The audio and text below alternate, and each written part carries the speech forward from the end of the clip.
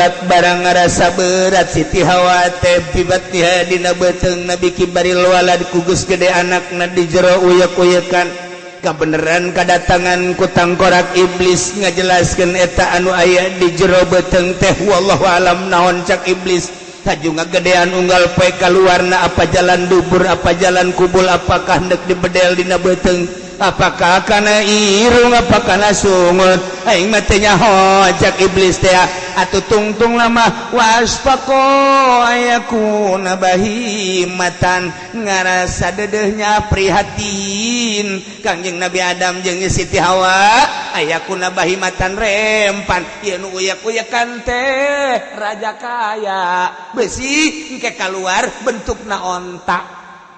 besi keluar bentukna sapi besi keluar bentukna munding besi keluar bentukna domba besi keluar bentuk hewan rempaneun Kangjeng Nabi Adam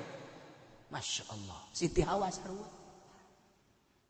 kayak dicekel deui ku Kangjeng Nabi Adam Siti Hawa gitu kene kayak ditumpakan deui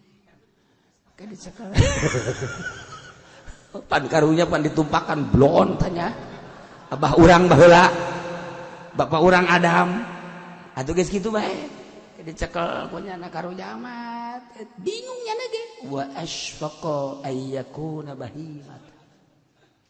kudu kumaha tuh ye ka kumaha lamun kaluar orai nya kumaha nya kumaha mun monyet kumaha tah eta kakuari awewe teh lamun ngandung teh rempaneun nu mantap ulah sok saomong-omongna ora sok sacuam-cuamna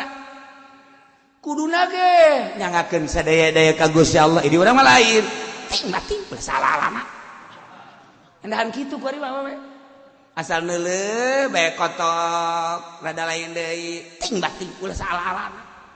lantaran eta teh tatadina setan iblis dongeng teu puguh timbullah kekhawatiran